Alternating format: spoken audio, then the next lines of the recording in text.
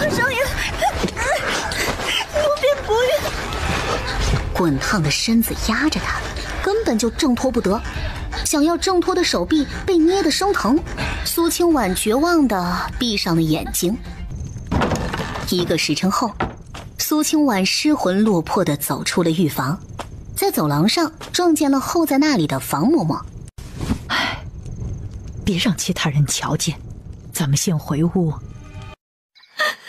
苏清婉终于还是小声地哭了出来。整个府里整天都得端着规矩，藏住喜怒哀乐，但今天在嬷嬷这里，她就像是受尽了委屈的孩子，发泄出来才会让自己好受一些。现在还不是哭的时候，先想想明天如何应对吧。是府里的哪位公子？是二公子，我是被强迫的。唉，苦命的孩子，怎的偏偏是他呢？大公子虽有腿疾，待人也温和。三公子被将军寄予厚望，性子沉稳规矩，两人均是嫡出。只有二公子生母早逝，性格冷酷。他在外打仗多年，这才回来，竟然干出这种事儿。苏清婉理了理思绪，像是突然抓住了一个希望。二少爷今日醉酒了，又像是被下了药，可能并不知道是我。明早我去将实情禀明老太太，老太太多半会为你做主，让二少爷收了你做房里人。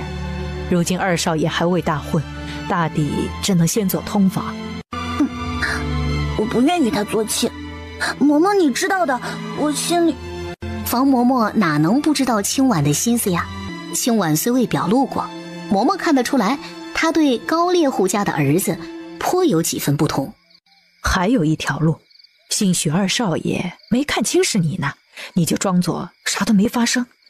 以后你就远远地躲着他，以后出了府也没人乱嚼舌根，你还可以正常嫁人生子。苏清婉选择了回避，昨晚的事情当作什么也没发生。通房丫头的路，一眼便能够望到头。林冷霜半夜醒过来，他看着凌乱的房间，破碎的衣料，浴巾上那鲜艳的一抹红色，回味着刚才的一幕幕，嘴角不自觉地扬起一个弧度来。去查留下的蛛丝马迹。静安院偏厅内，二少爷正陪着老太太用膳呢，房嬷嬷在旁伺候着。远远见着，房嬷嬷面色忧郁，似有不好的事情发生。奴婢见过老夫人，见过二少爷。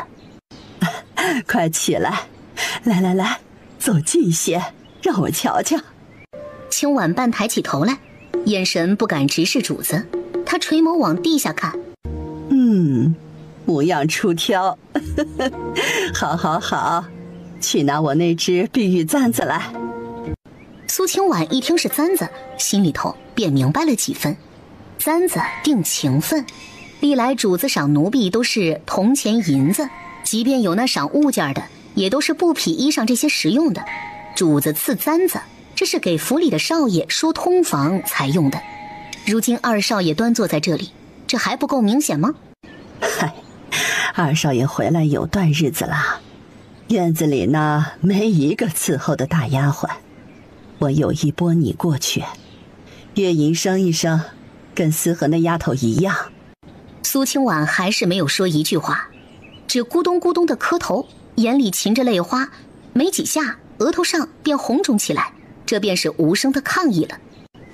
祖母，我久在军营，不习惯人伺候，此事便罢了吧。不是你跟我提，哎呀。老太太话说到一半，又摆了摆手，罢了。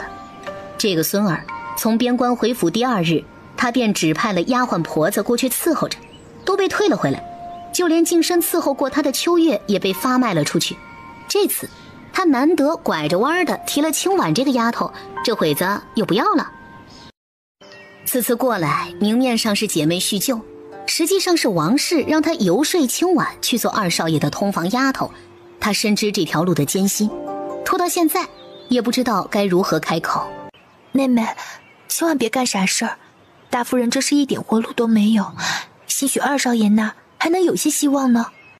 他见识过王氏的手段，如今也只能稍作提点。看着思和远去的背影，苏清婉有点失落。现在的他，可能就是以后的自己。第二日，清婉起了个大早，从箱子里翻出一件石榴裙，这是她最为得体的一件衣裳。鲜亮的颜色衬得她越发的白皙明艳。她细致装扮一番后，装作欢喜的样子去找了王嬷嬷。昨儿思和姐姐给奴婢指了个好去处，奴婢明白该去大夫人那儿先谢恩。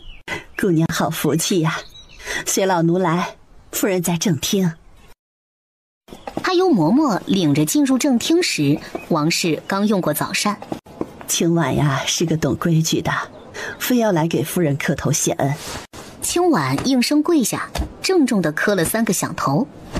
奴婢感念夫人大德，无以为报，愿意去伺候二少爷。是个有分寸的好孩子，放心去吧，你家里人我会差人照拂的。当日王氏便安排清婉住进了定安院寝室内，二少爷已经在等着了。奴婢伺候二少爷歇息。他嘴上说着伺候，脚步却是不敢朝二少爷挪动半步。他在等待他的指示。林冷霜一边解着衣服的纽扣，一边转过身来。过来。清婉听得吩咐，哆哆嗦嗦地上前来，按照伺候三小姐的惯例，去解二少爷前襟的盘扣。接下来该干什么？清婉呆呆地愣在那里，一股暖流从她的掌心传来，她粗糙的手掌宽大而有力，将她柔嫩的小手整个包裹住。奴婢全凭主子爷吩咐。林冷霜的喉结不自然地滚动了几下，他克制了几分，反应过来，滚出去。清婉先是愣了一下，这二少爷的性子还可真是令人琢磨不透。毕竟前一秒他已经做好被掳去床榻的准备了，忽而听得滚出去3个字儿，虽然语气很不好，待他反应过来，只觉得这几个字儿却犹如天籁。他如获大赦，飞快地朝着门外奔去。林冷霜书房内，向甲拎着本厚厚的卷宗进来禀报：主子，苏姑娘的事查清楚了。林冷霜打开卷宗，他将卷宗大概扫了一眼。他近1个月可有异常？向甲早就摸查清楚了，在主子身边待久了，一件事的重点在哪里，事办多了自然知道，便将苏氏有引荐信入学堂的事情点了出来。苏姑娘20几天前就被调离了三小姐处，人是老太太发话，按照通房丫头的份例打赏了，命王夫人安排送过来的。主子，会不会又是王夫人那边安排的人？原来是躲到我这儿来了。他这个嫡母还是那么的肆意妄为，当他是当年那个不得宠的小庶子，竟将那些不入流的后宅手段用在他身上。再过3日就是老太太的寿辰了。今日府里出嫁的大小姐林月然带着4岁的女儿小雨提前回了娘家。如今你是样样都如意，只差给小雨添个弟弟了。大小姐林月然面露尴尬，她也迫切地想生个儿子，将在夫家的地位稳固住。奈何生小雨时因胎儿过大难产，伤了身子。徐朗因先前就有嫡子，庶子也有一个，便没有很急切地催促她。自从嫁过去，徐朗便再未纳过妾室，对她也算是相敬如宾。祖母说的极是，孙女正吃着药调理着呢。翌日清晨，在锣鼓喧天的鞭炮声中，终于是迎来了老太太的寿辰。祖母，这是我婆家的堂妹，唤作徐韵，她准备了份贺礼，说要亲自送给您。老太太便顺着她的指引，瞧见后头跟了个模样乖巧温顺的姑娘。祝老太太福如东海，日月昌明。哎呦喂，好孩子，起来吧。徐韵便在林月然的身边落座了。林月然又给徐韵一一介绍了其他的姐妹。这是你二姐姐，这是你三妹妹，那是你二哥哥。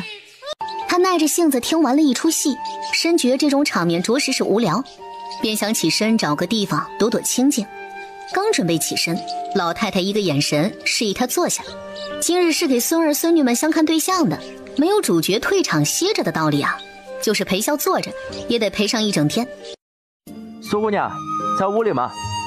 主子那儿等你过去伺候呢。相管家，你姐等我收拾收拾啊。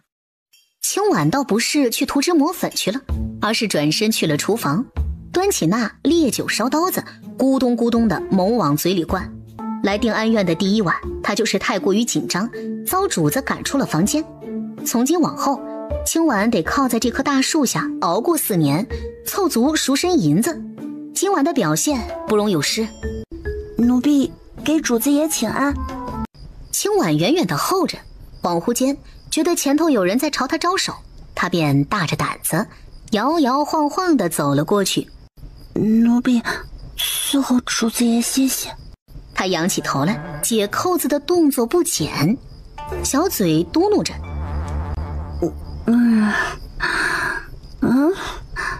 这扣子，这扣子怎么在晃啊？哎呀！眼神变得越发迷离起来。林冷霜的视角之下，他这副模样却是可爱的紧，撅着小嘴儿靠近他，手还在不老实地解他的扣子。他的喉结不由自主地滚动着，这久旱的身子经不得半点的撩拨。林冷霜闻着这一身酒气，看着怀里晕乎迷离的人，忽然冷了脸。眼前的这个人到底是因为醉酒在这儿，还是诚心悔过感念他的好了呀？你是谁？司清婉。爷是谁？二少爷。林冷霜轻抚着他的眉眼，这样的笑容他梦到过不止一次。清婉也是学着他的样子，温柔地用指腹摩挲着他的眉骨，似是要抚平他微微蹙起的眉。两个人越靠越近，彼此呼吸急促起来。林冷霜靠近他耳边，轻轻地吐着气。可愿意？清婉被这样一问，似是清醒了，她收起了娇憨的笑容，郑重地点点头。待得到他心甘情愿的允诺，便是干柴遇到烈火，一发不可收拾。清婉便由着小云扶着去了静安院，在院门口见着正在浇花的房嬷嬷。房嬷嬷，老太太这儿可有避子汤？嬷嬷就知道二少爷啊是看中你的，你在外头等着，我去问问老太太。房嬷嬷进了一趟内院，禀明了老太太，不多久便拎了一副药材出来。晚间，趁着林冷霜在书房里，清婉端了盏茶进去。给主子爷请安。有事？夫人身边的王嬷嬷今儿个并未送避子汤过来，想是以为咱们院子里有，奴婢去问了谢嬷嬷，院里却说没有。哼，你倒是个懂规矩的。向甲站在门口，只觉得空气都冷下来了，更别提主子握拳捏得发白的指节了。这避子汤按照规矩是得喝的，可是苏姑娘这么不痛不痒的主动提出来，显然是没有把主子爷放在心上呀。可否请主子爷开恩，从外头请个大夫给奴婢开个方子？清婉小心提议。林冷霜瞧着他单薄的身子，到底是点了点头。原本他不提，这几日也是要请个大夫来瞧瞧的。奴婢多谢主子爷恩典。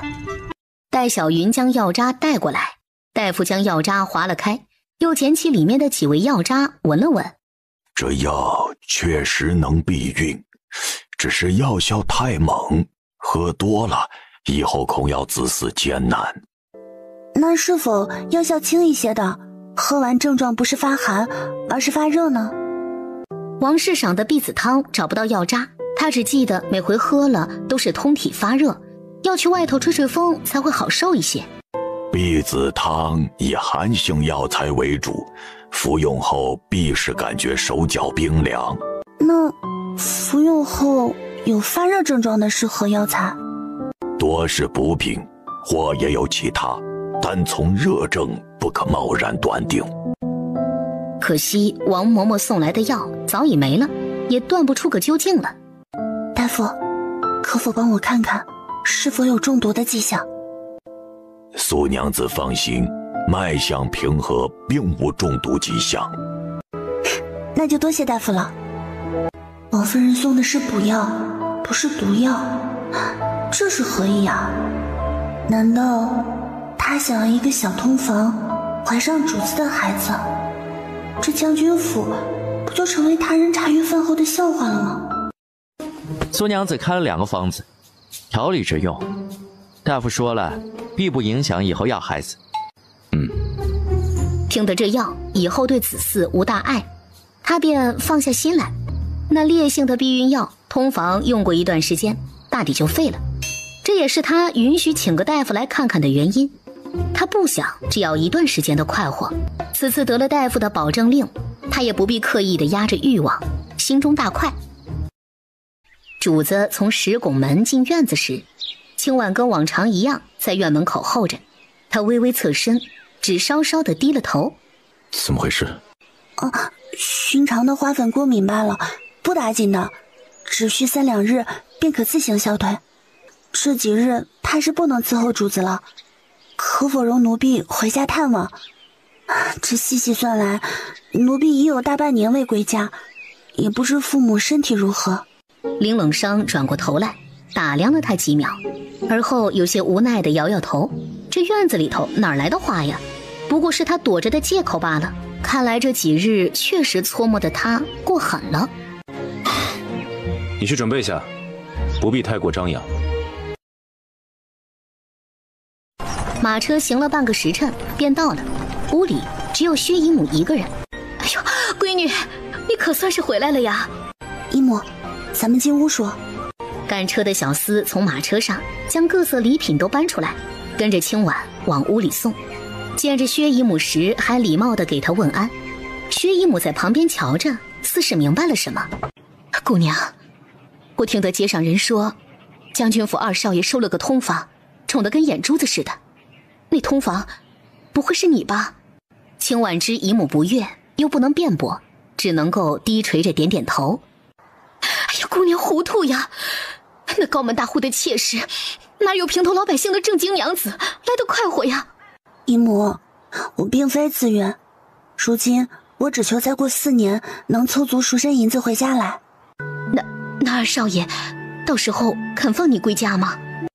青婉倒是没有往这层去深想过，毕竟主母入府，前3通房是惯例，少有主人家强留的。姨母放心，我自有办法。沉默半晌，还是青婉淡淡的开口了。这个事儿何该由他来起头做个了结？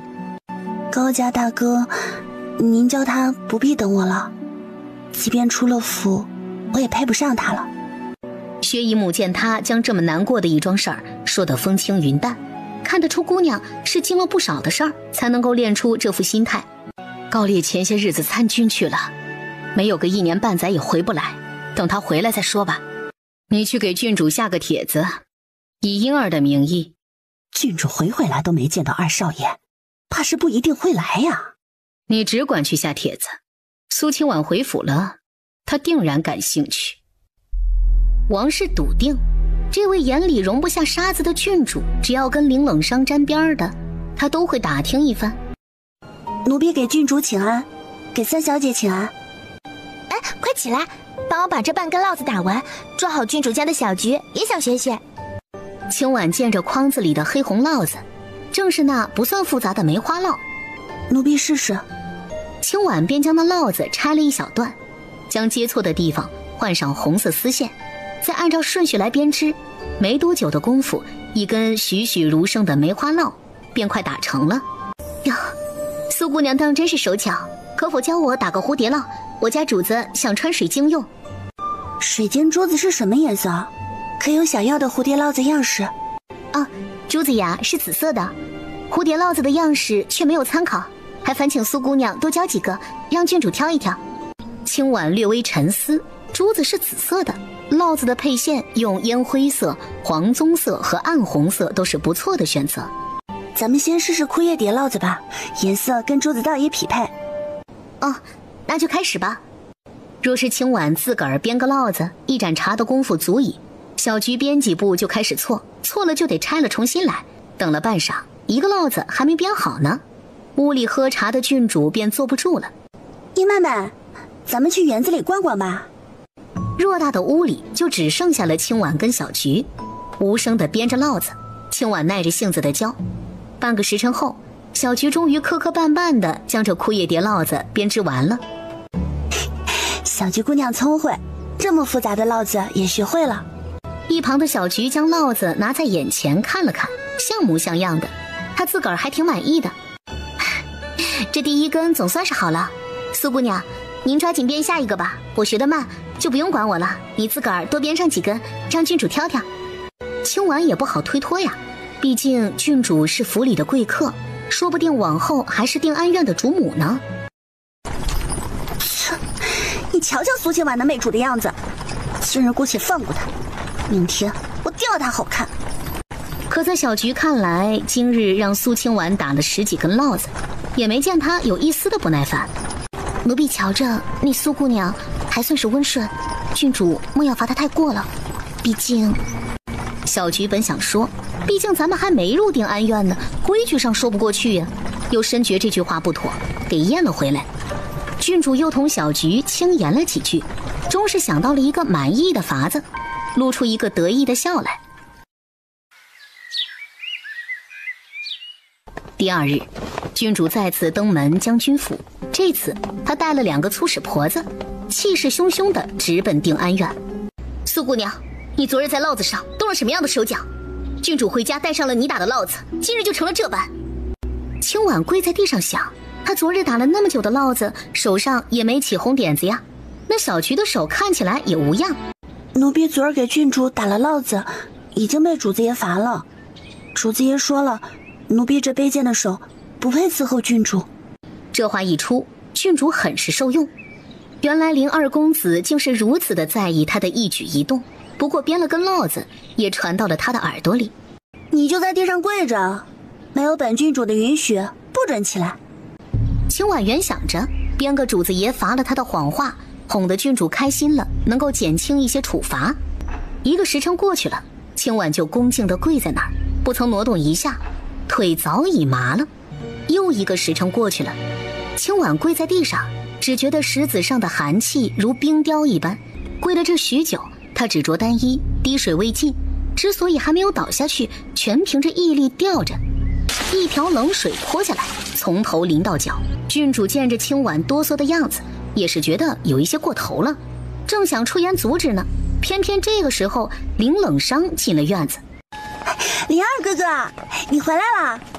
清婉听到熟悉的脚步声，只觉得心中一暖，升腾起了一股希望来。主子爷回来了，能为他做主的人回来了。林二哥哥，我昨儿带了清婉编的烙子，就成这样了。林冷伤瞄了一眼红印子，转身看向湿漉漉的跪在地上发抖的清婉，高声呵斥：不中用的奴才，拖下去！清婉听得这冷冷的呵斥，整个身子顿时就软了下来，强撑着的一口气散了。主子爷不问缘由，便定了他的错。这个时辰了，郡主也该回府了，我送您回去。郡主瞧他这态度，这语气，明媚的笑容僵在了脸上。林冷伤该不会是看穿了他的小把戏吧？他下意识地摸了摸脖梗处的红印子，这是用染料画的。不是你想的那样的，都怪清婉的贱婢。住口！林冷伤听得这声贱婢，顿时就青筋暴起，厉声呵斥。郡主哪里听过这般暴怒的呵斥，直接在一旁就吓懵了。郡主，还是回去吧。林二哥哥，不要生气了嘛。林冷伤敷衍的点点头，旋即做了一个请离开的动作。静安院内，老太太正在小憩，硬是被他给闹醒了。林冷伤将郡主今日所作所为禀明了一番，才躬身施礼。祖母，孙儿生母早逝，少有温情陪伴，今日郡主所作所为，实在不是孙儿理想类型。已经听闻今日郡主登门重罚了清婉，责罚一个小通房并不是什么大事儿，他便没有出手干预。曲郡主看中的并不是他一人，而是整个国公府的依仗啊。祖母，孙儿心意已决。哎呀，不急着论断，你再思量几日。林冷商见祖母犹不死心，便直接挑明了。无论如何，孙儿是不可能娶郡主的。为何？孙儿不想同国公府攀上任何关系，各中缘由很复杂。朝堂上的事情老太太也不好多问，既然孙儿都已经这样说了，老太太也不好再说什么。苏娘子，过几日要随主子爷去一趟兖州，随行物品您先提前准备着。说罢，他又瞧了一眼旁边的小云，你也一起。很快到了临行的日子，林冷商同父亲请辞之后，便去了静安堂。老太太早已巴巴的在正厅盼着了。你年纪也不小了，是该正经娶个娘子回来，生几个小皮猴子，让我热闹热闹啊。不急，有了合适的再说。老太太见她的心思被猜中，果然被那通房灌了迷魂汤了。娶妻的事情都不急，成家立业传宗接代不是小事儿，岂可儿戏？还不急呀？辉儿在你这个年纪，儿子都2岁了，你那母亲也是。哎，孙儿从不指望他。大少爷成婚早，是王氏一手安排的，他的婚事王氏不从中捣乱已经是万幸。我先替你打听着，回来就挑人定日子。你若不依，我就先将你屋里的那位撵出去。林冷商听得老太太要撵清婉出府，当下明了老太太这是误会了，以为自己还未娶妻，是被这通房给耽误了。一切都听祖母的。老太太这才露出个笑脸来，心里头也稍安了一些，满意的点点头。此次出行暗杀刘匪首领，是他向皇上建议的。以清婉的出身，日后即便是被抬做了姨娘，也是身份最低的那种。如果他有了剿匪相助之功，再将他娘家人扶持一番，日后待他封侯拜相，便可以扶他做个侧夫人。侧夫人的位置虽然比不得正妻，却也是正儿八经的主子，能够出门聚会应酬，不必再囿于后宅院的方寸之地。生的孩子也比普通庶子高贵得多了，即便犯了错，正妻也不能够随意的责罚。主仆二人说说笑笑，关在小屋子里头过了3日，这3日里倒也是清静。待到第4日晚间，篱笆外传来了窸窸窣窣的声音。快，先把项架抬进去。是林冷商的声音。清婉跟小云在屋里听着动静，赶忙起来点灯。只见项甲被侍卫扶着，一副鏖战过后的虚脱样。接下来的时间，林冷商跟暗卫们留在村落之中养伤。此战捷报已经是800里加急，飞回朝中，信中有提侍妾苏氏于刘匪酒中混入了草屋伞，不费一兵一卒协助暗卫斩杀匪首马奔。入了房间，只见林冷商薄薄的穿着一件睡衣，慵懒地倚在床榻边。奴婢伺候主子爷换药。林冷商倒是朝他走过来了，只是气氛有一些不对劲儿，他眸子之中带着一股炙热的火焰。啊，主子爷，您肩上还有伤呢。这几日瞧着温柔白嫩的小通房在自己的面前来来回回的晃荡，早就心猿意马，饥渴难耐。今日好不容易寻着这个机会，终于可以放纵一把了。婆子们见到清婉回来了，纷纷躬身行礼，给苏娘子请安。清婉的样貌憔悴落魄，顾不得同婆子们打招呼，径直往自己的房间去了。苏娘子还是吃些东西吧，老奴瞧着娘子呀，清减了不少。谢妈妈虽然不知道清婉经历了些什么，能此番模样安全回府，定然也是吃了不少苦头的。我先睡会儿，晚上煮点饺子。停顿了一小会儿，清婉又改口，不要饺子了，还是换成汤圆吧。暗卫们跟林冷商的对话，清婉都听到了。如果项甲都凶多吉少，那小云青婉简直不敢想下去，吃点汤圆，寓意着团团圆圆，只希望他们都还能够活着。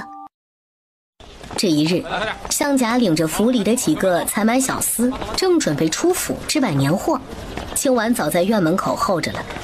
向管家，我想出府采买些女子提携物件，可否与您一道出府？反正有小月和府里的小厮跟着，向甲便没有再拦着了。好吧。来到大街上，青婉先去胭脂铺买了些上好的水粉，用来遮气色。在向甲囤杂粮的空档，青婉低声在他旁边道：“我去另一条街买些烛火纸钱。”向甲只当他是想在府里祭拜小云，便点头允了。这些银子你拿着，让小月陪你一道去。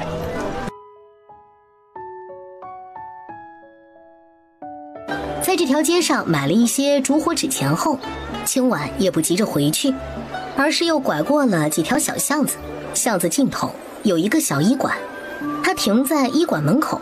平日里喝的药快熬完了，我去药铺里顺道抓几副回去，你在门口等着吧。奴婢还是跟苏娘子一道进去吧。我进去瞧瞧夫人的小病灶，你一个姑娘家进去多有不便。小月便不再坚持，只警醒地在门口守着。姑娘请坐，让老夫先把把脉。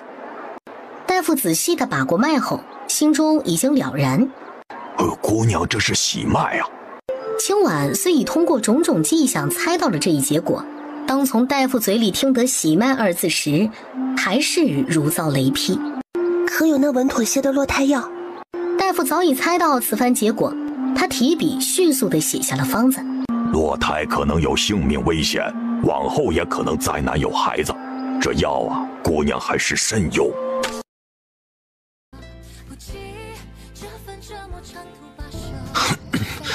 这药你也敢喝？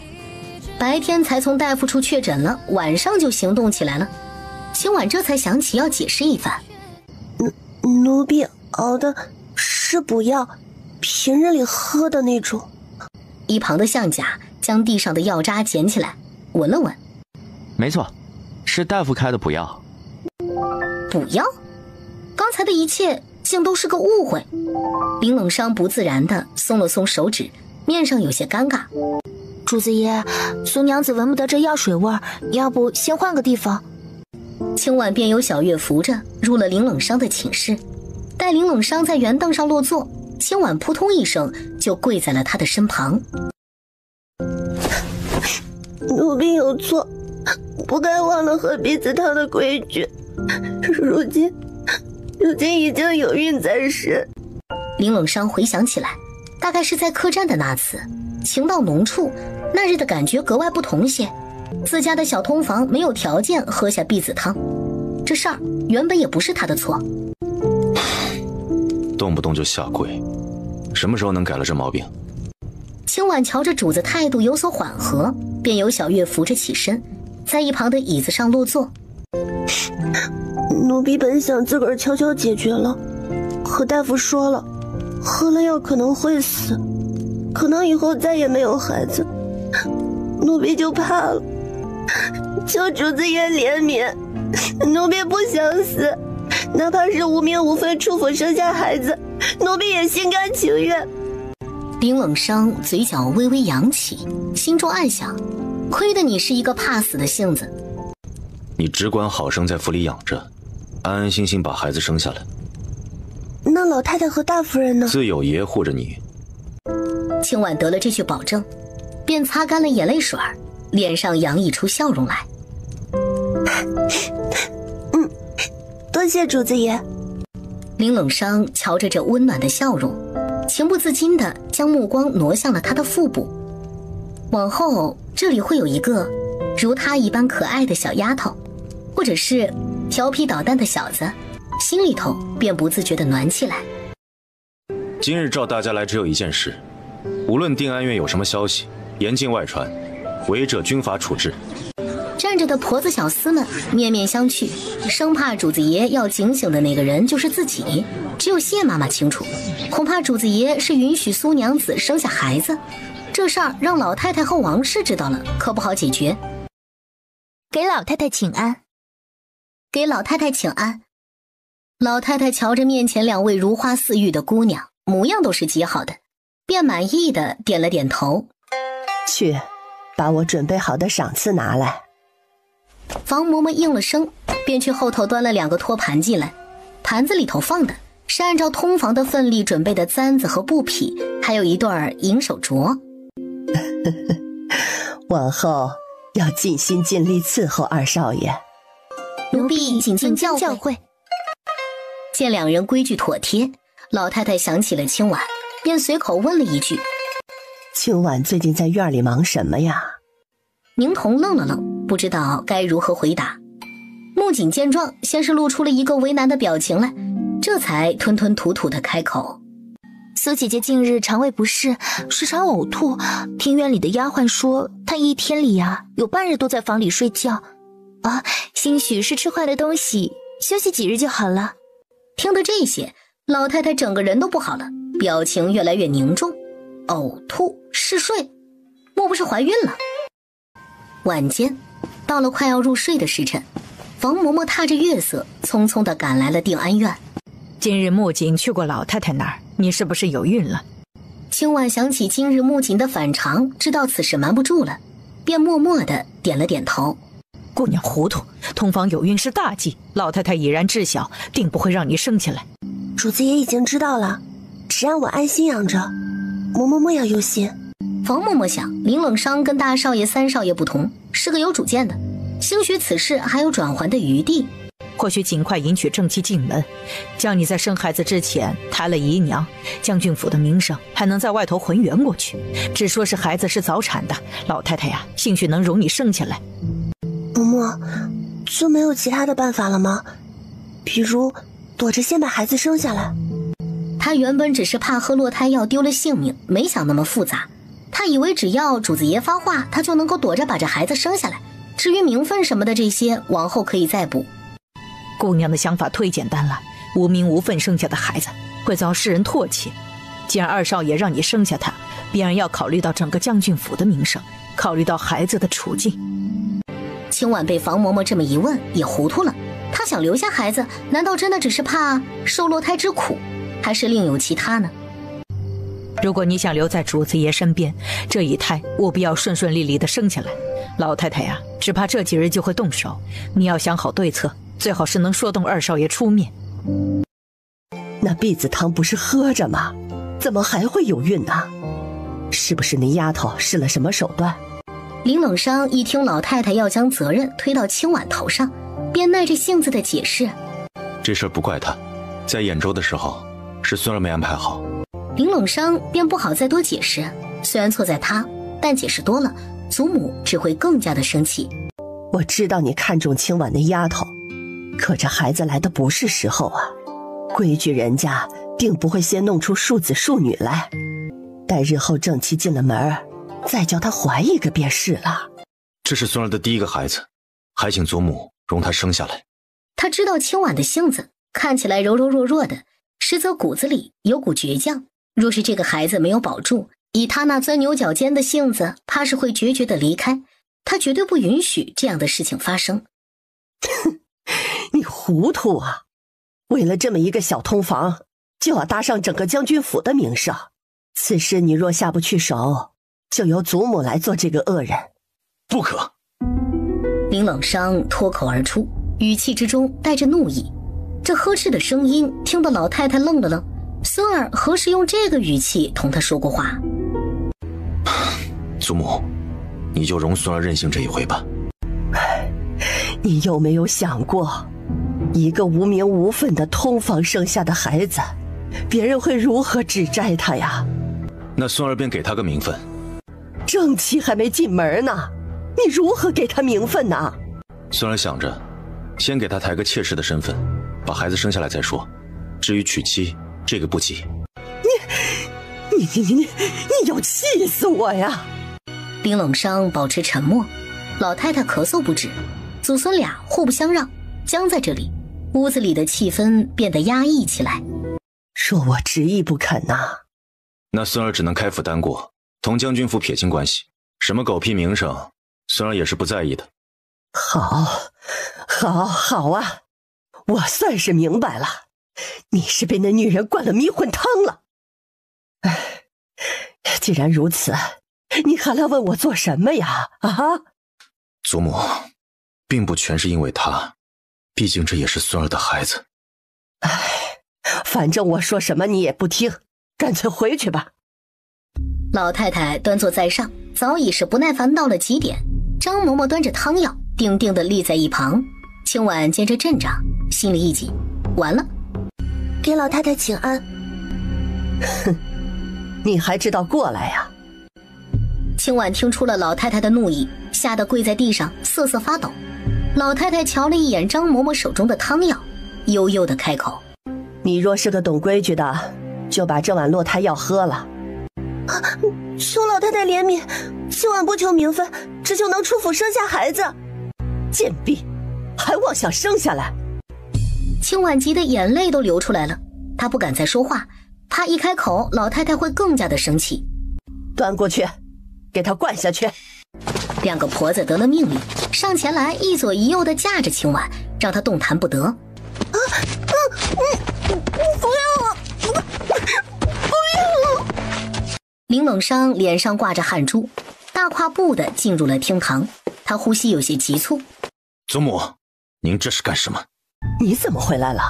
再不回来，孙儿的孩子就没了。说这句话的时候，林冷商明显是带着怨气的。说罢，他将地上的青婉扶起来，护在怀里。有我在，别怕。被安慰的青婉眼泪不受控地往下掉着，哭得更加厉害了。商儿，祖母这都是为你好啊，你还年轻，看不透这件事的严重性啊。林冷商只顾着安慰怀里的鲛人，并不答话。见孙儿不作声，老太太又看向青婉：青婉丫头，你别怪我狠心，你也要为二少爷想想啊，这孩子生下来，他的名声就全毁了，以后娶妻都成问题。够了，祖母不必再多说，明日我们就搬出府去。青婉一脸不可置信地看着林冷商，他没想过主子爷会护他到这个地步。我退一步，你若执意要留下孩子，得先抓紧把徐运娶进门，将这件丑事遮掩过去。孙儿无意娶妻。林冷商还是拒绝了他，老太太梗在那里，差点晕过去，气得说不出一句话来。多谢老太太体恤，主子爷，你就依了老太太吧。林冷商定定地看着地上跪着的人，脸色突然冷了下去。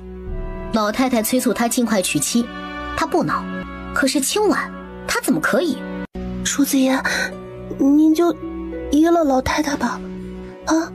林冷商握紧的拳头青筋暴起，被这么一唤，终于破防了。好啊，如你所愿。林冷商冷冷地看了一眼跪在地上的青婉，大袖一拂，也抬脚出了厅堂。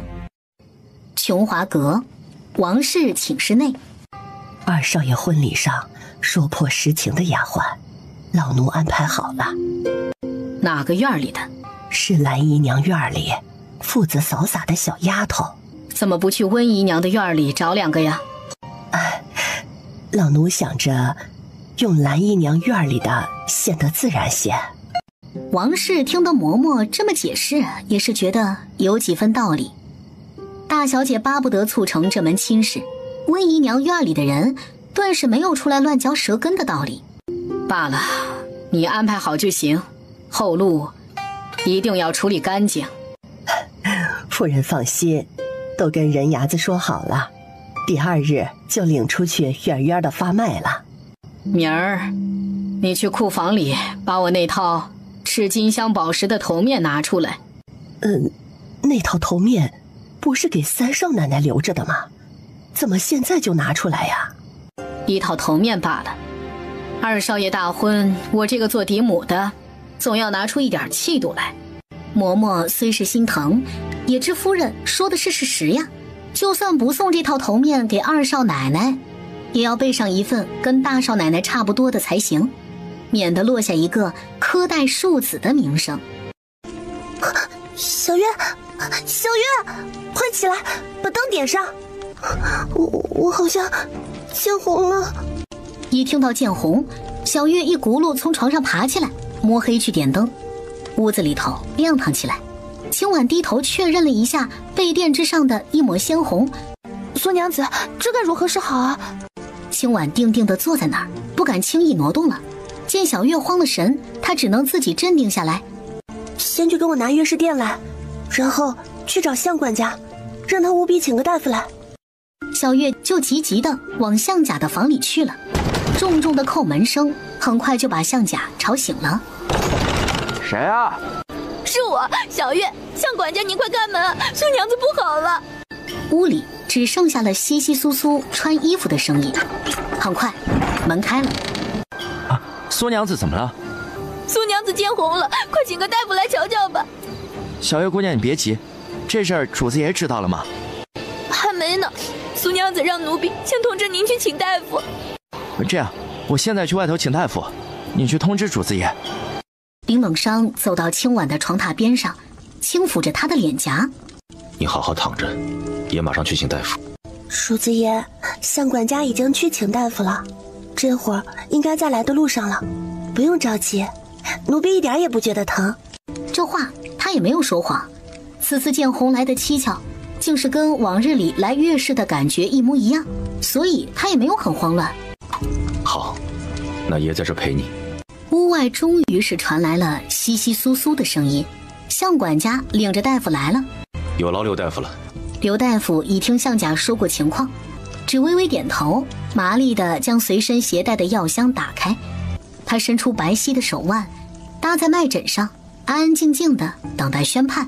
刘大夫号了一阵脉之后，似乎不敢断定结果，他微微松手，稍稍切换姿势，又号了一次。来，出去说。青婉见大夫这副情形，心下已是猜出了几分。大夫，腹中孩儿到底如何了？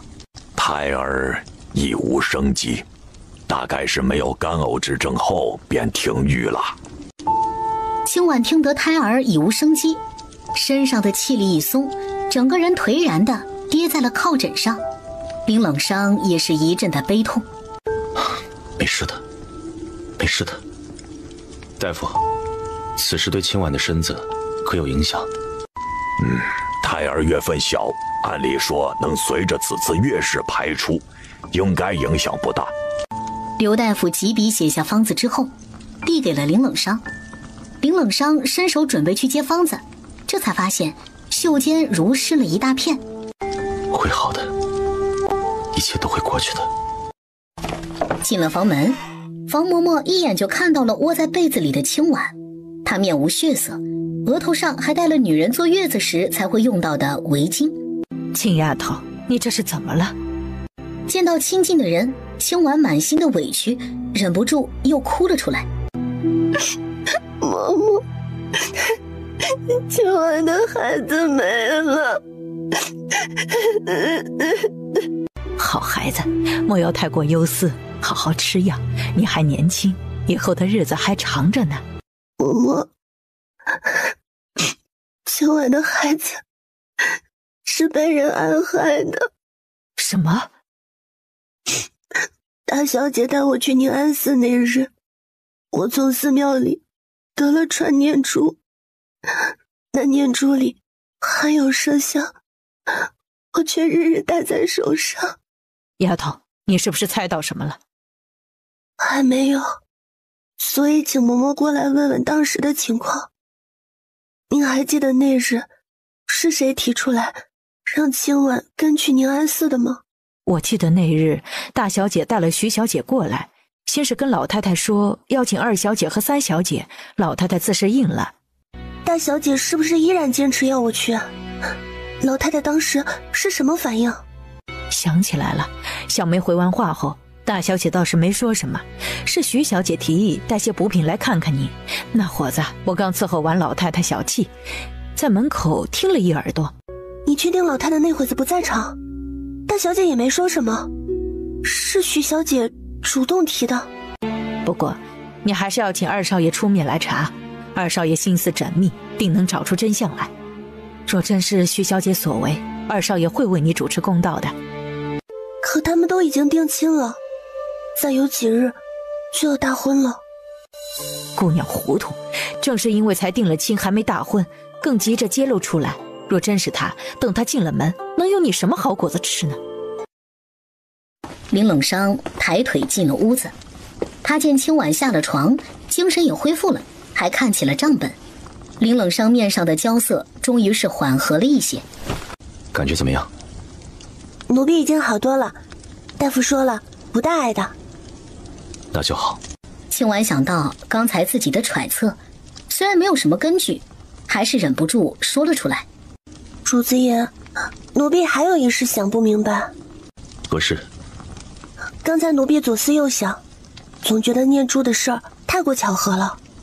若说那和尚认错了人，但他跟奴婢说的那番话又怎会说的那样准呢？林冷霜看着青婉，突然露出欣慰之色来。不错啊，有进步，能想到这一层来了。主子爷，你也觉得此事有蹊跷？爷已命人查过，顾静书跟郡主是手帕交，那日又一同上山，此事恐怕郡主也……不过一切还要等抓到那和尚才能下定论。若真是郡主，他身份尊贵，想必是不能够拿他怎么样了。想到这儿，青婉有些低落地叹了口气。放心，若真是他，也自会为你讨个公道。青婉依偎进林冷霜的怀里，柔顺地点点头。林冷霜瞧着自家温顺的小通房，缓缓地从袖中抽出一张红笺纸来。主子爷，这是……上头的几个都是爷命人选的好日子，你挑一个，早日抬了位分。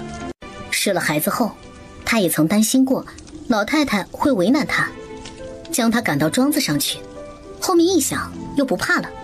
自从知道主子爷就是小时候跟他一起玩游戏的男孩，他便相信自己在主子爷那儿是有几分被偏爱的。谢主子爷抬，这个事儿能先缓一缓吗？在担心什么？青婉抬头对上他深邃的眸子，心底害怕的事情到底是没有说出口。林冷霜像是看透了他的心思。放心，日子还跟以前一样，什么都不会变。姨母，您怎么来了呀？哎呀，收到你的信后，你父亲急得不行，我就来试试，看能不能够进来。那谁放您进来的？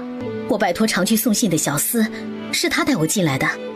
见青婉一脸疑惑的样子，薛姨母又解释，你的近况，府里每隔1个月就会有一个小厮来送趟消息。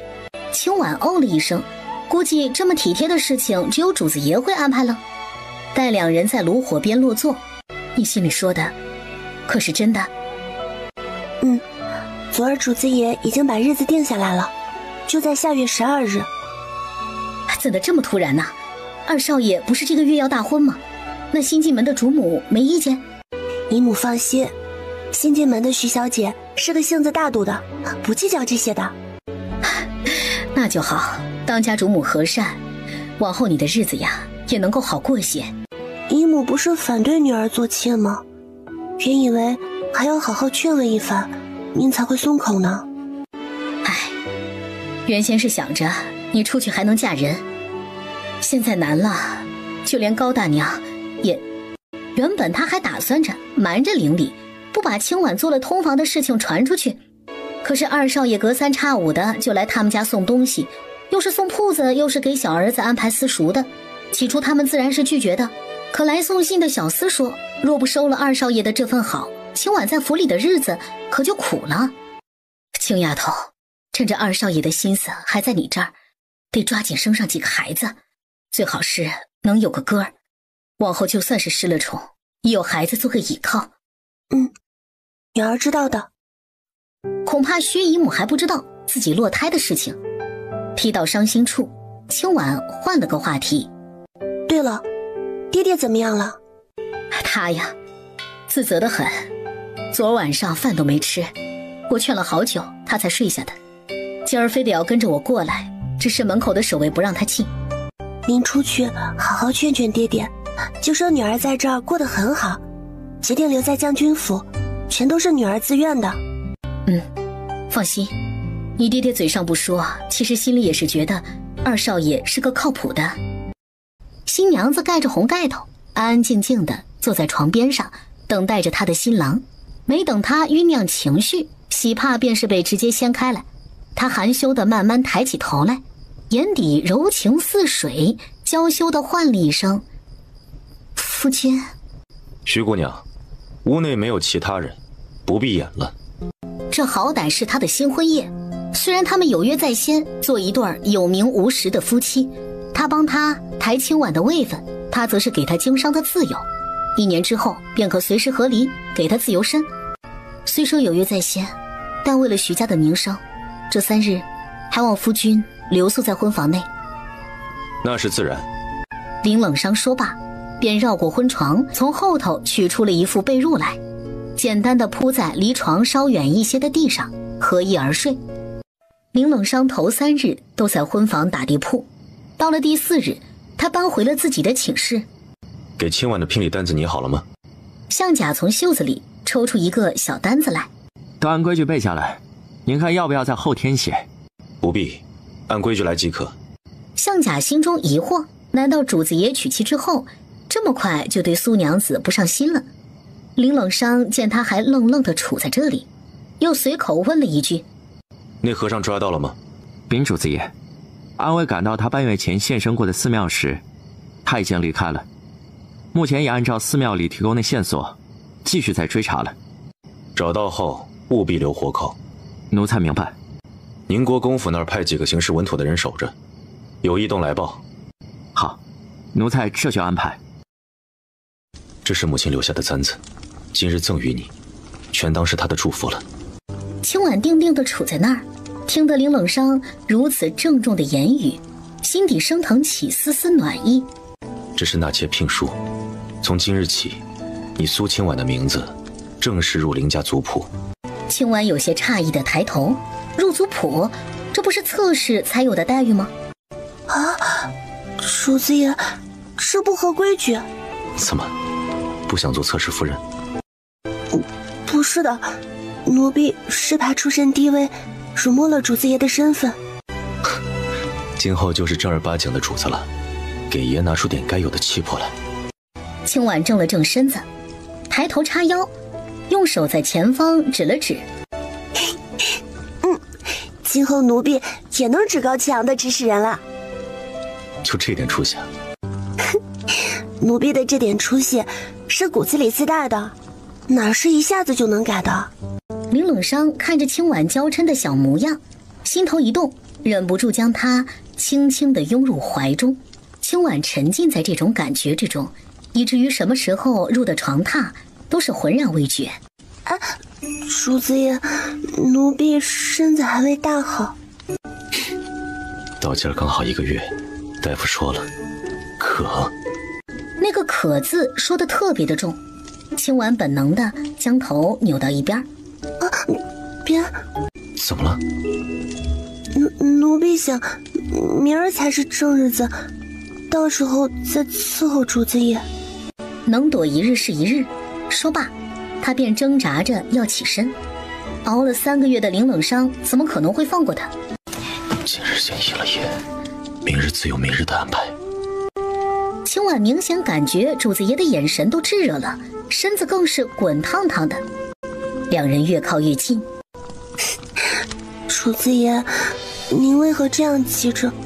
问着问着，他就脸红了，不好再说下去。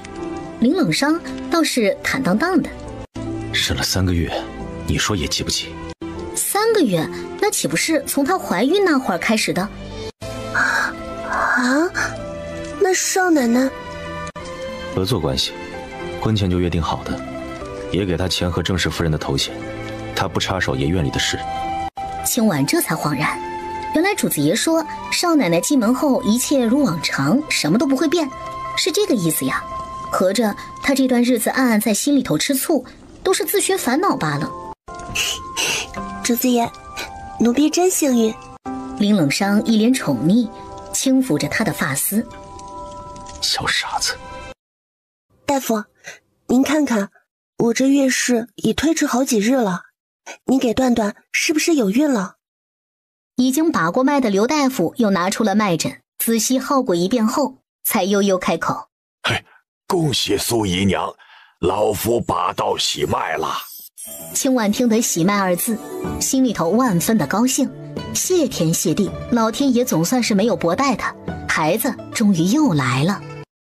入了书房，林冷霜将清婉小心翼翼地抱起，放到自己的腿上来坐着。周四爷，我们有孩子了。这跟有第一个孩子时的心境完全不同，只有纯粹的喜悦和满心的期盼。奴婢这一次一定会格外仔细护好孩子。别怕，这次爷一定会护好你。院子里长辈们的请安就一概免了，若是有人问起，你只管说是爷吩咐的。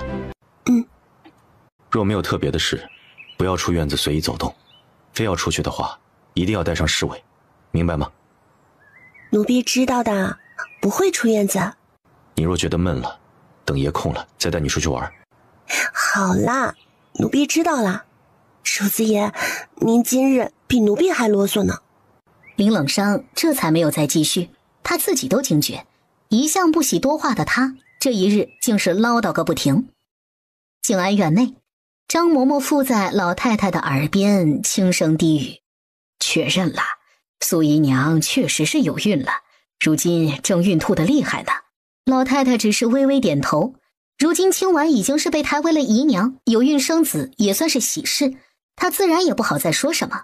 去定安院把孕丫头请过来，顺便跟清婉说一声，让她安心养胎。这段日子呀，就不必过来请安了。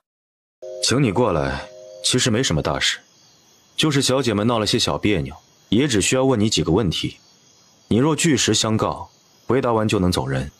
这一大袋银子也是你的。和尚见林冷霜待他还算是和善，又好吃好喝的伺候着，就猜测这不是寻仇。去年底在宁安寺，是否有人托你给徐小姐送过一串念珠？听到这个不痛不痒的问题之后，他更是印证了心中的猜想，多半是哪家小姐受了委屈，想要她出来做个证罢了。有，是顾小姐的丫鬟给贫僧的念珠，让贫僧卖给徐小姐。顾小姐给了你什么好处吗？就10两银子。那念珠你卖给徐小姐了吗？没有。为何不按规矩办事，卖给徐小姐？不是郡主家的丫鬟来说，顾小姐改了主意，要贫僧卖给另外一位小姐吗？那丫鬟怎么跟你说的？就说顾小姐改了主意，若徐小姐不要，卖给她身边那位穿红披风的小姐也是一样的。那丫鬟给了你什么好处没？给了20两银子。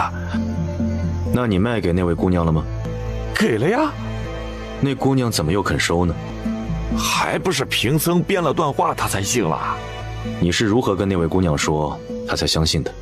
那和尚便将那日在寺庙对清婉说的话一一复述了出来。一旁的林冷霜听得这番复述，他强力忍下了几拳轰他去西天的冲动。中间还有什么其他事发生吗？没有，郡主家的丫鬟刚走，穿红披风的姑娘就出来了，贫僧就上去卖念珠了。林冷霜听罢，整个过程已经是很清晰了。郡主是幕后主谋，顾静书是阴差阳错的始作俑者。那徐小姐知道念珠的特别吗？徐小姐聪明，应该是看穿了顾小姐的把戏才没接。林冷霜拍了拍身上的灰，站起身来。好了，问完了。和尚见林冷霜准备走，有点懵。这么简单，这银子这么好赚？各种大刑都给他上一遍，若还能保持刚才的口供不变，就给他留个全尸。若有一句对不上，就让后山那些野狗吃顿饱的。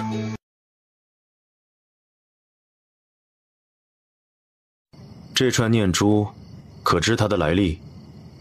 妾不知道。哦。林冷霜语气怪异，似乎是不信。徐韵赶紧补充：妾也是入府之后听院里的下人们说的，说是这珠子里头有麝香，对女子的运势不利。特意强调入院后才听说的。你想掩饰什么？在寺庙里头你就知道珠子里有麝香，是不是？说罢，他便怒视着徐运，等着看他最真实的反应。夫君何出此言？妾来定安院之前，确实不知里头有什么。那为何那日你千方百计地邀请清婉去寺庙？这个问题可是难倒徐运了。他自己的那份私心，怎好说给林冷伤听呢？那时候，妾也是怕大嫂觉得冷清。往年都是有二小姐和三小姐陪着的，今年两位小姐都不去了，清婉她又刚好有时间，所以顺便提议的。考虑好了再说。妾说的真的是实话。林冷伤听罢，冷笑着摇摇头，看来不给他一点颜色瞧瞧，是不会说实话的。也听不到实话，就只能签字了。休书这2个字儿映入眼帘，至于休妻的原因嘛，他哪儿还有心思细看呢？只略约注意到里面提到了子嗣问题。说妾实话实说，可否留条生路？那就要看你说的有多少实话了。保证。待得了林冷伤肯定的回应，徐运便将带清婉出去的目的如实回答了。他带清婉去寺庙是为了转移顾静书和郡主对他的仇恨。徐运说完这些，心底反而松了一口气，这么久压在他心底的石头终于搬开了。虽不是你直接下的手，清婉却实实在在因你失了个孩子，此番过错不可轻饶。妾知道错了，还请夫君看在妾入府这半年以来，从未为难过清婉，还教她经商的份上，收回这份休书吧。林冷伤用手指弹在桌面上，似在犹豫。作为名义上的正妻，他给了清婉名正言顺生孩子的机会，也算是一桩功德。休书可以收回，但你必须要为做过的事付出代价。夫君想要妾怎么做？给你个将功赎罪的机会。第一，清婉这一胎请你务必护住了。第二，你手上有2个新改的成衣铺子，拿出来送给清婉。徐运听到第1条时还算是淡定，可是第2点，这等于直接要了他这半年以来经商的大半心血呀。好，就按您说的办。这几日，林冷伤被陛下召进宫的次数更加的频繁了。主子爷，是要去西边打仗了吗？很有可能。奴才明白。此次要让全部暗卫出动吗？留下20人，其余全部派过去。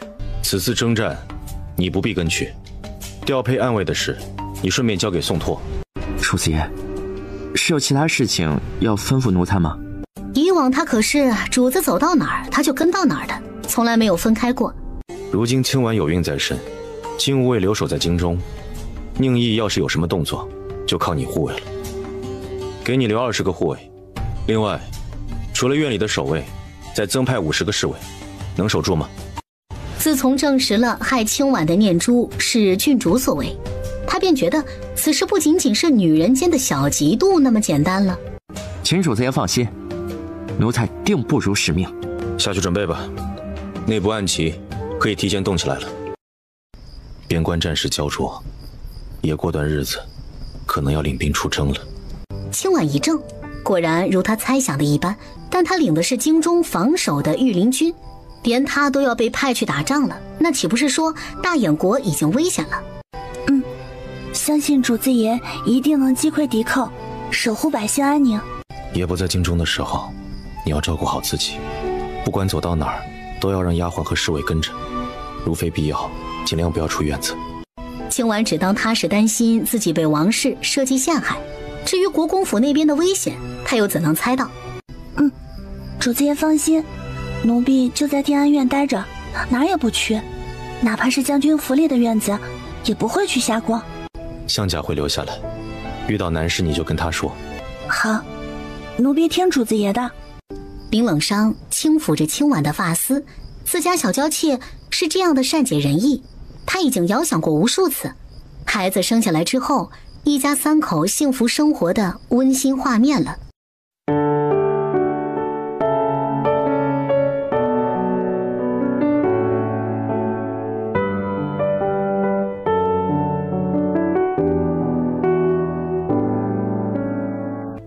听我婆的话，深呼吸，攒足了力气，再用出来。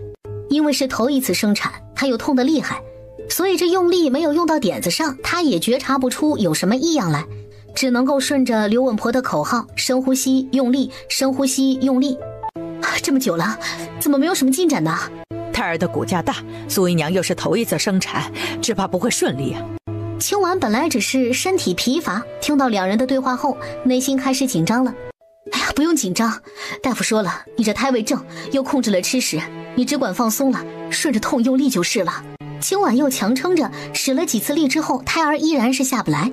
她虚弱地看向薛姨母，姨母，女儿有些受不住了。刘稳婆在一旁看时机酝酿的差不多了，便试探着提议：若姨娘实在没有力气了，就先歇着会儿，老婆子我会施针，可施针减轻痛楚。清婉此时已经是痛到极致，听得刘稳婆说可以施针减少痛苦，自是像抓住了救命稻草一般。快给我施针，实在受不住了。清婉躺在产床上，却是一点被针扎的痛感都没有，反而随着时间的流逝，感觉肚子都没有之前那么痛了。苏姨娘，等会儿您会痛得更厉害，是因为孩子马上要生出来了，您一定要忍住啊，顺着我说的来用力。好。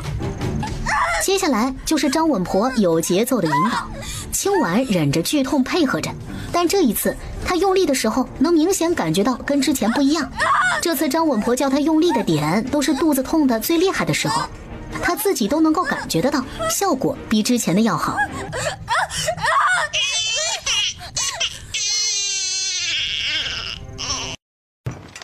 主人，都办妥了。书信都销毁了吗？都销毁了，就连送信的鸽子也都料理了。好，下去吧。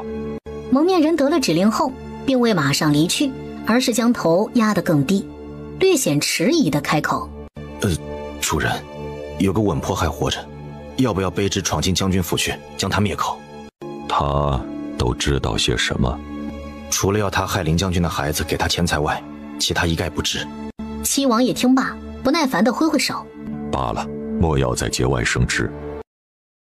时间来到2月20那一天，这一天是林冷商回京城的日子。定安院的石拱门门口，向甲和徐月早在这里候着了。给少奶奶请安。妹妹今日的气色看起来真好。多亏了少奶奶送来的补品。在众人期盼的目光之中，从定安院门口碎石路上拐进众人视野的，不是久违了的林冷商，而是一个侍卫跟一个女子。给各位主子请安，林将军还在宫里参加庆功宴，估摸着要喝到半夜才能回来，所以特意遣小的来传个话，叫各位主子们早些歇息，不必等他了。众人听罢，稍稍释然。林冷商打了大胜仗而归，陛下盛情款待，也是合乎情理的。这位姑娘是林将军带回来的，还请二少奶奶将人安置在东厢房的侧间。听得是林冷商带回府的后，徐韵和清婉的目光才着重地落到那女子的身上。那女子最为引人注意的地方，不是她的美貌，而是她那微微隆起的肚子。主子爷，边关一定很苦吧？不苦，一切都是值得的。他去边关作战，本就是为了给清婉、给自己的孩子拼一个更好的未来。现在得胜而归，这些规划实现了，那点苦于他而言就不算什么了。主子爷，奴婢身子还未大好，大夫说了。还未等他把话说完呢，人就已经被裹着被子横抱而起。清婉自知林冷商的性子，便不好再挣扎，任由他卷着被子将他抱起。林冷商寝室内早已收拾妥当，燃了炭盆，铺了新被褥，清婉被轻轻地放在床榻上后，奴婢还没有恢复好。也知道，只是抱着你而已，并未做什么。要是他真想做什么，早就不是这般了。他已经忍得很辛苦了，好吗？这一去就是半年多，汗得跟什么似的。发生了什么事？跟爷说说。奴婢能有什么事啊？只不过在院子里一心一意等主子爷回来罢了。哪像主子爷啊，一份心思能做3、4份用处。林冷商听得清婉这番话，便明白了他是什么意思了。合着他今儿让人送回来的女子让他误会了。你是说屈姑娘的事儿吗？不是让侍卫传暗语回来了吗？啊？什么暗语啊？也让他给你带句话，让你莫要多心，一切都不会变。想当初他被迫娶了徐韵进门，也是说的这句话。他想着把这句话让人带回来，清婉听了定然能够明白他的意思的。他并未带话给奴婢，只说了人是你带回来的，要好生安置在东厢房。最重要的话没带到，回头一定要好好罚罚那粗心大意的侍卫。倒也不必，就算带话了，奴婢也未必能全然明白。林冷伤见清婉一副不知真相誓不罢休的样子，只得耐着性子将这件事情的前后起因都细致地说了。傍晚，向甲立在书房外，他有些犹豫要不要敲门。快一整天了，主子爷跟苏姨娘都腻在一起。主子爷，等了良久，没等到林冷伤的回答，门却是开了，清婉红着脸从里面走了出来。主子爷。林冷伤坐在椅子上，微微蹙眉。刚才这种情况，他是很不喜欢被打扰的。说吧，什么事？向甲便将清婉生孩子时刘稳婆使坏，徐韵力挽危局的事情详细的说了。那刘稳婆现在何处？关押在郊外的庄子上。先派个懂毒的暗卫过去，给他施针引毒，让他尝尽百般痛苦。记得，人要保持清醒，留活口。要不是留着他还稍微有点用处，对付这种黑心的婆子，他更有磨人的法子。反正在他的眼里，这已经是一个死人了。幸亏清婉和小承泽都没有什么大碍，要不然只要他一条命，哪能解气呀？奴才明白。刘大夫查过了吗？奴才已经查过，他确实是无心之失，且已经在尽力弥补了。明日叫他来一趟书房。吩咐完这些后，林冷伤看了向甲一眼。还有事吗？左陛下给您赏下来的东西，先放在了别院，因为东西多，奴才也拿不准，是搬回到定安院里来，还是放到定西将军府去。林冷伤估计着分家可能还得使上一些手段，要点时间，现在搬去定西将军府怕是不太妥当。先搬回院里来吧。好。这次没等林冷伤开口问，向甲便主动地说起了下一件事儿。院子里曾收到过一封有毒的信，经查实，送信的人跟七王府里的一个仆从是亲戚。那毒可验过？已经查验过了，是孔雀胆。孔雀胆属于江湖之上最毒的毒药之一，要根据这个查来源，怕是大海捞针。七王爷家的世子跟郡主定亲了。哦，是哪家主动的？听说是世子先看上了郡主。林冷伤听罢便明白了，这桩婚事绝对不是男女两情相悦这么简单的事儿，只怕那世子看上的不是郡主，而是国公府手上的权柄。听向甲说，爷离京后，你照顾院子里的事颇为用心。那是自然，既答应你了，妾就说到做到。不错。二少爷，是不是除了一句不错，还是得给一点实际的？你不说，我就自己讨嘛。谈感情失败了，做生意可不能够再吃亏了。粮食的事，不是已经算奖励了吗？向甲说，你这次可赚了不少。真的很无语，他也忒精明了吧？说吧，想要什么？徐悦也不扭捏，直接将自己想去罗浮城做生意，合离之后在那儿立个女户的想法说了出来。是个不错的想法，什么时候走？再过2个月，不过妾头一次去，人生地不熟的，还请二少爷派人保护一段日子。这个好说。和离书妾暂时还不能签，等到那边稳定下来了才行。好。林冷伤想的是，只要你肯去，在那边就绝对能够稳定下来，就算外部环境动荡，也给你创造一个稳定的环境出来。到时候妾的嫁妆也得要全部还回娘家，你给的聘礼自然也会留下，手上的银子就不多了。爷再给你500两黄金，1000两白银做盘缠，另外拨10名保镖护你周全，可够？徐韵听罢有些诧异，这刚才抠抠搜搜的人怎么一下子就大方了呢？够了够了。还有什么需要的吗？立女户的事情，那得等你和离了才能办。那等妾在那边稳定了下来，就签了和离书，写信给你。好，还有别的吗？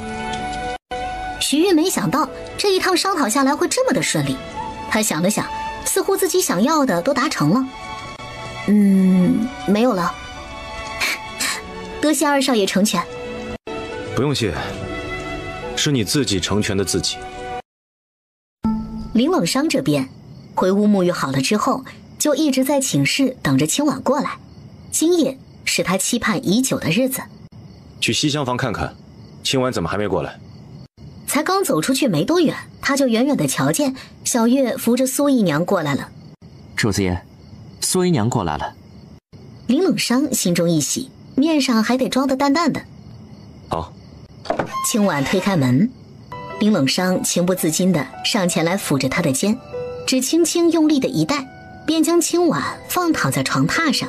清婉习惯性地闭上眼，她只觉得心跳加速，脸上因娇羞而泛出的红晕越发的明显。她能想象到接下来等待她的将是狂风骤雨。今日感觉甚好。她脸上露着欢愉之色，将清婉又搂紧了一些，还在贪恋着刚才的那种感觉。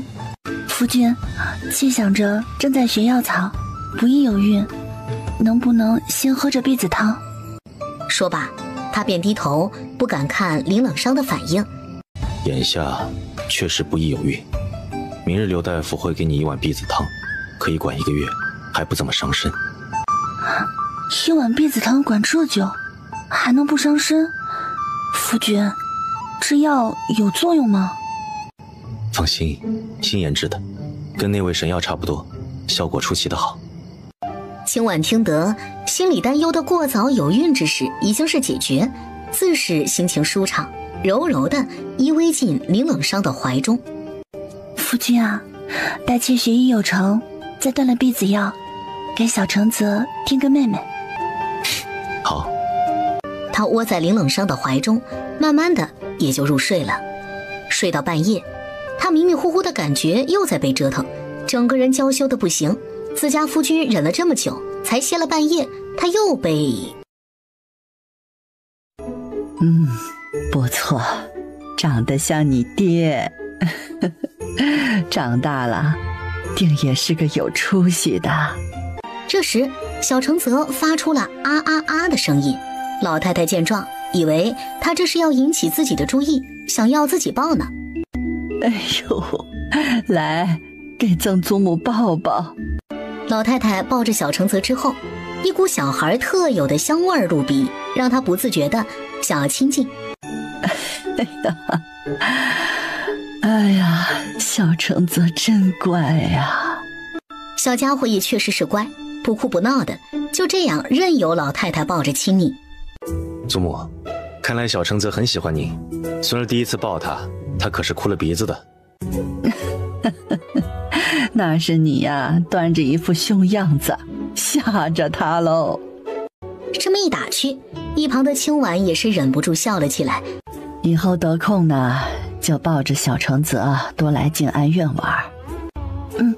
孙媳以后一定常带他过来。你看小承泽多喜欢祖母啊，都被逗笑了。老太太瞧着他这开心的小模样，更是欢喜的不得了。去把我准备的那个盒子拿过来。房嬷嬷自是应了，就往里间去。没多久，他就捧着个盒子出来了。这些东西呀，祖母知道你也不缺，全当是给清婉台侧夫人和生小承泽的贺礼了。说罢，老太太朝着房嬷嬷抬抬手，示意她将木盒子拿给清婉。谢祖母厚爱。今日孙儿特意安排这么一出，她怎能不知道她的用意呢？她这个做长辈的，再不放下偏见待清婉好一些，只怕自家孙儿还要为此事烦忧呢。小姐，夫人不好了，你快回去看看吧。母亲怎么了？今儿老爷不知怎么了，带着尤姨娘过来，对夫人说了几句重话，夫人就气得晕了过去。小桃，快去让人备马车，咱们这就回府。母亲，家里的事，女儿都听梅宁说了，您莫要忧心。唉，那不懂事的丫头，她跟你说这些事儿干嘛呀？母亲，以后这些事情，您不必瞒着女儿。女儿都这么大了，能处理好。云儿，此事莫要替你父亲的，一旦开了头，后面还不知道有什么事情等着你呢。可是父亲对您……管他说什么，这么多年了，早就习惯了。母亲啊，不往心里去就是了。再说了，我女儿嫁得好，她也不敢针对母亲怎么样。徐允听罢，开始狐疑。梅宁不是说母亲是被父亲气晕过去的吗？嬷嬷，门口的丫鬟怎么新换了？如今是尤姨娘管家，原先院里的丫鬟被寻了个错处发卖了，这新来的是府里才从外头买来的。今日是你让梅宁去将军府报信的吗？未曾，夫人只想瞒着小姐，老奴也不好忤逆她的意思。那是梅宁自己的意思。可能她也是担心夫人。徐运觉得不太可能，梅宁连去将军府的路都不认得，若不是有人挑唆指引，她一个胆小的丫头哪里敢独自一人去将军府求救啊？近日梅宁那丫头可有什么不对？倒是也没有什么特别的。前些日子听佩儿说，她新得了个发差，欢喜得很。徐允听罢，重重地跌落一口气。发差可是主子收通房或者是抬姨娘才会赏赐的物件儿，这梅宁啊，只怕是已经被大少爷和尤姨娘收买了。